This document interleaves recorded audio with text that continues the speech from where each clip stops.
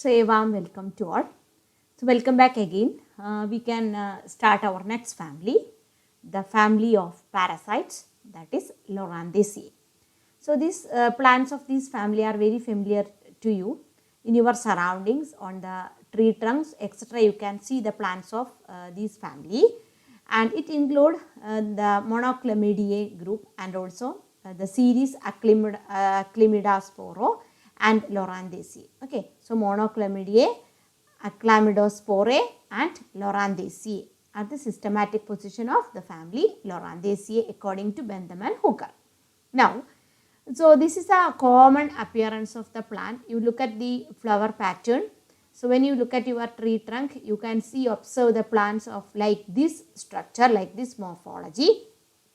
And this is commonly distributed in the tropical and the temperate regions, and also it consists about 36 genera and 1300 species. Only very few members are present in this family, and they are also known as mistletoe family. Common name is mistletoe family, and about 10 genera and 52 species are reported from in India. Okay, about 10 genera reported from India. Clear. Now, the peculiar features of this family Loranthaceae are aerial parasites. Usually they are aerial parasites. I told you. You can observe these plants on the tree trunks of mango, Mangifera indica, mango tree usually, and many other trees. They are usually occurring as aerial parasites, grow by hostorias, and they have a cup-shaped receptacle in the flower. That is a very peculiar feature, the modification of the calyx and inferior ovary and absence of distinct ovule. Okay, that is very important point, the absence of distinct ovule and parasitic forms. That's a typical feature of the family Loranthaceae. And the habit are, I already told they are parasitic. Some are perennials observed and also semi-parasitic on trees. And the roots are a modified adventitious root, usually in the form of hostoria. You know how parasites are growing and how parasites absorb nutrients, usually by means of hostoria. So the roots are actually modified into hostoria and penetrate deep into the bark tissues, and plants are actually able to photosynthesize partially. Okay.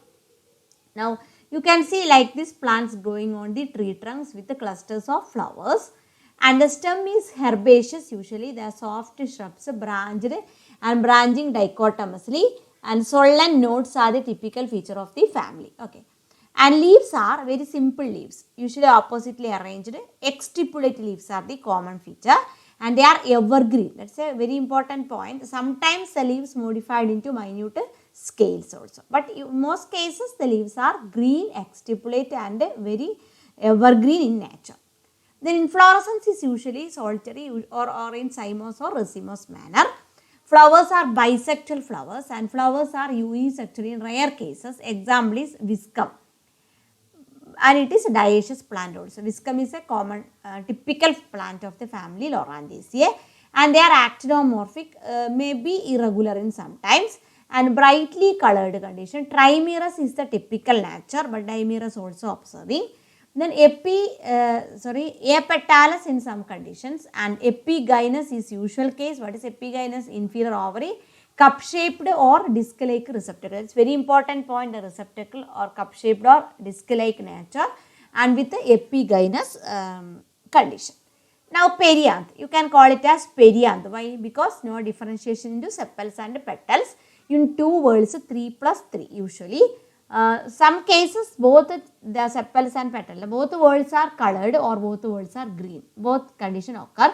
Then an irregular rim, what is a rim? A structure like this occur, that is known as caliculus, below the perianth in some cases. An irregular rim, caliculus occur below the perianth. This structure is important. We have to explain this structure while discussing perianth of Loranthaceae, caliculus. Okay. Now androecium I already told, usually 6, 4 is a basic condition, usually occurring in opposite to perianth members and born on them, that is epiphyllous condition. When stamen on the perianth, it is epiphyllous. When stamen on the petal, it is epipetalous. Here it is epiphyllous, and anthers are two-celled condition, dehisced longitudinally by slit or pores, by slit or opening. Okay. Then in cases of unisexual condition, that is staminate flower, rudimentary pistils are also present. Gynoecium is also same, that is 1 to 3 tricarpillary or maybe pentacarpillary in certain cases, syncarpous condition or unilocular occurrence. And ovules are very important, they are not differentiated from placenta, that is call it as immature ovules. Then style and very simple, usually one or maybe absent. Fruit is a berry. And these are the typical features. So, typical floral characters include perianth, outer and inner 3+3, then formation of caliculus and also the stamens with opening by pores or valves and gynoecian tricarpillary condition. These are the typical features and epigynous condition also. Loranthaceae show affinity with one family, that is Sandalaceae, Santalum album, that is also parasitic family, and it can be distinguished from it by aerial habit. Santalum is a root parasite usually, but this is an aerial parasite. Okay. Then cup-shaped receptacle is typical feature of Loranthaceae family. Okay, and also an ovary lacking inferior ovary, it lacks a clearly defined locule and absence of definite ovules. This is a typical feature of Loranthaceae. The embryological feature is very important in Loranthaceae. Clear? Now you can see recently Loranthaceae family is divided into two subfamily. First one is Loranthoideae and second one is Viscoideae. Okay, Viscoideae. The Loranthoideae is with bisector or unisector flower, caliculus present. I told you what is caliculus. Okay, the structure below the ovary. Then Loranthus belongs to this, and in the Viscoideae, this caliculus is absent and flowers are all unisexual. So, those members with the flowers unisexual and caliculus absent are grouped into Viscoideae, and those with caliculus present and flowers bisexual usually belongs to the group Loranthoideae. This is very important point. Clear? Now, Loranthoideae usually contain bisexual unisexual flower, caliculus associated, and ovary is characterized by an important point, that is collenchyma pad, a structure collenchyma tissue, and that contains micropyle, that is also known as mamelon, that is lobed or not lobed. So, this is an important point, that is I already told ovary, ovule and embryo are very important in this case. Some special features they are showing. It is actually not matured, immature ovule, and collenchymatous pad and a micropyle that is may or may not be lobed is a typical feature of the family. Okay. Now, let us move on to the plants. You see, these are very common plants that I am showing you, that are usually asking for examinations also, and also you can collect and prepare herbarium growing in our area. This plant is Macrosolan parasiticus, very common plant, Macrosolan parasiticus. Look at the white color at the apical region of the flower. And this is another very common plant, that is Dendrophthofalcata. Dendrophthofalcata, a very common plant. When you observe, you can see this very common plant, Dendrophthofalcata. And this is another common plant, that is known as Elytranthe parasiticus. Elytranthe parasiticus. So, all having some peculiar feature at its tip. You can see this is the corolla that opens from a tube-like structure base. You can see the caliculus. So, this is Macrosolan, this is Dendrophthos, and this is the Elytranthe, and this is another common feature, common plant, that is known as Loranthus.